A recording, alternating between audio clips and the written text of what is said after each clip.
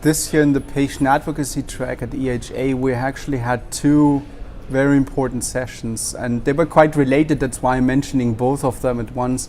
One was more about endpoints and pro tools, and the other one was about quality of life. Why are we still so far from an obvious goal? And I think we had a lot of interesting discussions. I made a presentation about the patient perspective on endpoints and this whole debate about overall survival, progression-free survival, and why clinical research is often ignoring the patient perspective, because overall survival is certainly easy to measure, but quite often not the key priority that we as patients have, because living long is important, but living well is probably as equally important, sometimes even more important to us. And that debate needs to happen. And actually it was quite interesting because we had a very lively debate with the audience, and the room was packed, so people could actually not enter because we got a too small room for this debate, which demonstrates the importance of it. And we had discussions about community. So it's a community effort. It's something that the hematologists, the clinicians, the regulators, the HTA bodies need to discuss very early in the process, that we can actually deliver meaningful outcomes, meaningful endpoints that actually are acceptable in the end, that patients can access therapies.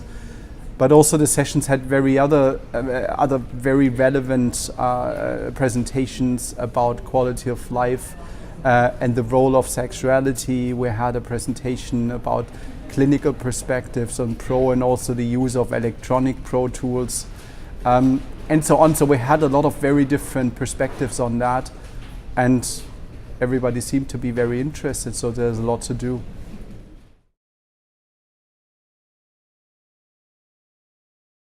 Very energized, because people were really asking a lot of questions. I wish we would have had more time for them. And the rooms were packed, and even at the session at 8 o'clock, and we know on conference day number 3, 8 o'clock is not the best time to get everyone out of bed. The room was packed, and so from that perspective, people really wanted to discuss that.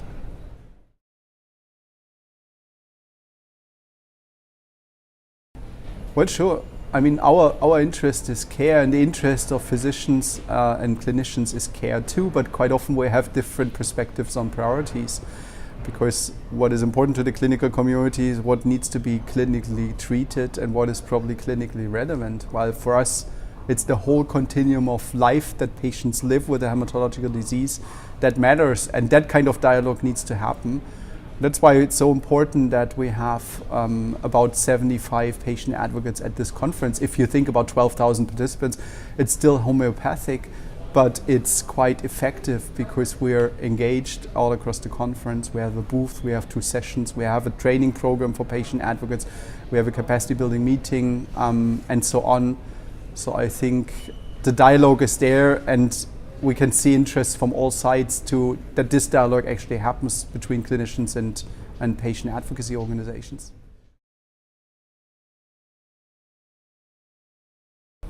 I think we're still making a huge mistake by not involving patients early. I mean, we can see the proof that in some indications, in some products or in some trials, it works, and the value of having that dialogue very early is appreciated. But quite often that happens at a very late stage, when we can see that the data, probably the difference on efficacy on a drug is not so different to established therapies. But we see when patients are being treated with the drugs that the quality of life and let's say how patients report the outcomes are very different. But if not the right instrument is being used, we can't prove it with solid data, so the regulators won't accept that. And it's too late, you can't fix bad data. You need to generate good data. So I would say, yes, it's happening, but it's not happening broadly, it's not happening systematically.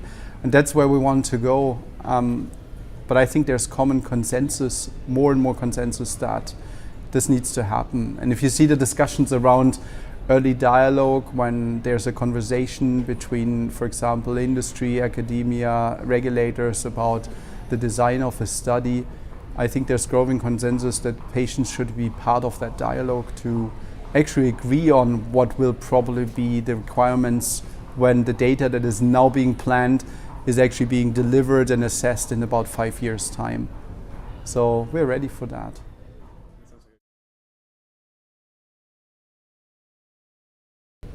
I think this year's EHA is again a sign of success, because in 2010 we started to have patient advocacy at the Congress. We had one room, we had 45 minutes, we had a small room, and EHA was quite nervous in giving patients the stage and giving them the responsibility for a session to actually choose their own topics, choose their own speakers, and they didn't know what was happening. But after that session, actually the EHA board decided very quickly that it makes sense and we should continue. And now 8 years on, look where we have come. We have now 2 sessions on the scientific program. Every year the rooms are so packed that we need to actually reject people because they don't fit in. We have a capacity building program for the advocates that are attending to train them. For example, this year we trained them on Pro Tools. We trained them on patient engagement in research and publications.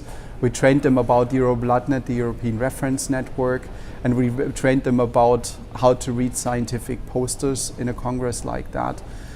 We have 50 EHA patient fellows now every year, which can get free entrance into the congress, and we select them who can actually get a free ticket to be close to science and so on. And I'm a member of the European Affairs Committee of EHA together with Jonathan from the Lymphoma Coalition. So we can see how patient engagement in EHA has grown. But I would say, just for my wish list, we are probably at 10% where we want to be, which is already great. But we had a great meeting with EHA and the board and the executive office yesterday to take it even further when we have our next meeting in autumn.